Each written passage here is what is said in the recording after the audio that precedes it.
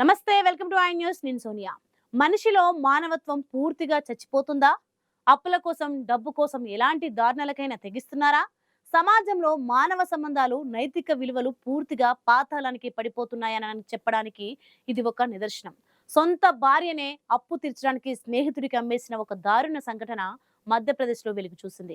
అప్పు తీర్చడం కోసం భార్యను వేరొకరితో శారీరక సంబంధానికి బలవంతం చేయడమే కాకుండా చివరికి ఆమెపై అత్యాచారం జరిగినా నిస్సిగ్గుగా చూస్తూ ఊరుకున్న ఒక నీచుడి కథ ఇది.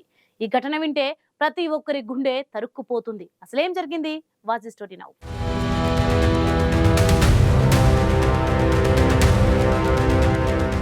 మధ్యప్రదేశ్ ధార్ జిల్లా. ఇక్కడ వెలుగు చూసిన ఒక సంఘటన మానవత్వంపైనే ప్రశ్నలు వేస్తోంది.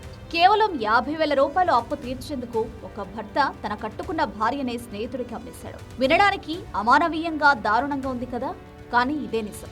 ఈ ఘటన వెలుగులోకి రావడంతో దేశం మొత్తం షాక్ గురైంది. పోలీసులు తెలిపిన వివరాల ప్రకారం ధార్ జిల్లా కేంద్రానికి 35 కిలోమీటర్ల దూరంలోని కన్వాన్ పోలీస్ స్టేషన్ పరిధికి చెందిన ఈ దారుణం వెలుగులోకి వచ్చింది. బాధిత మహిళ భర్త ఆ ప్రాంతంలో నివసిస్తుండగా ఆమె ప్రస్తుతం వేరుగా ఇండోర్లో ఉంటుంది.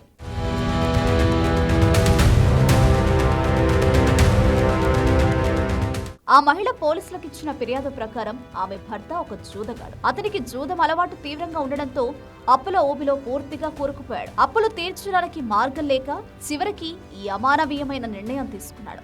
ఆ అప్పులను తీర్చడం కోసం అతను ఎంతకైనా తెగించాడు. తన స్నేహితుడి వద్ద 50,000 రూపాయలు అప్పు చేసినట్లు ఆ మహిళ తెలిపింది. అయితే అప్పు తీర్చడానికి బదులుగా తనకు అప్పిచ్చిన స్నేహితుడితో శారీరక సంబంధం పెట్టుకోవాలని తన భర్త తనను బలవంతం చేశాడని బాధితురాలు తన ఫిర్యాదులో పేర్కొంది. ఆ నీచుడి బలవంతంతో ఆమె తీవ్ర మానసిక క్షోభ, భయం అనుభవించింది.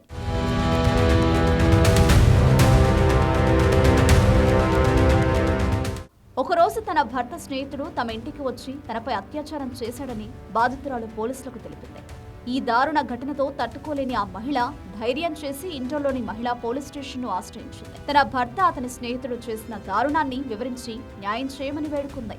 బాధిత మహిళ ఫిర్యాదు మేరకు పోలీసులు వెంటనే కేసు నమోదు చేశారు. ఈ నేరం జరిగిన ప్రదేశం ఇండోర్ పరిధిలోకి రాకపోయినా నేరం తీవ్రతను పరిగణలోకి తీసుకున్న పోలీసులు దానిని 0 FIR గా నమోదు చేశారు. కాగ్నిజబుల్ నేరానికి సంబంధించి ఎక్కడైనా ఫిర్యాదు వచ్చినప్పుడు ఆ పరిధితో సంబంధం లేకుండా ఏ పోలీస్ స్టేషన్ అయినా 0 FIR నమోదు చేయవచ్చు. అనంతరం దానిని అసలు పరిధి గల పోలీస్ స్టేషన్ కు తదుపరి చర్యల కోసం పంపుతారు.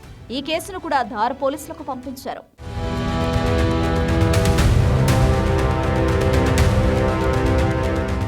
ఈ దారుణ ఘటనపై దర్యాప్తు కొనసాగుతుందని ధార్ అదనపు పోలీస్ సూపరింటెండెంట్ గీతేష్ కుమార్ గార్గ్ తెలిపారు. బాధితురాలి వాంగ్మూలాన్ని నమోదు చేశామన్నారు. పరారీలో ఉన్న నిందితులిద్దరి కోసం గాలింపు చర్యలు ముమ్మరం చేశామని, ఇందుకోసం ప్రత్యేక పోలీస్ బృందాలను ఏర్పాటు చేశామని పోలీసులు వెల్లడించారు.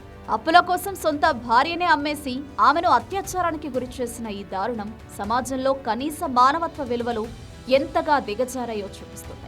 నిందితులకు కఠిన శిక్ష పడాలని ప్రజలు డిమాండ్ చేస్తున్నారు.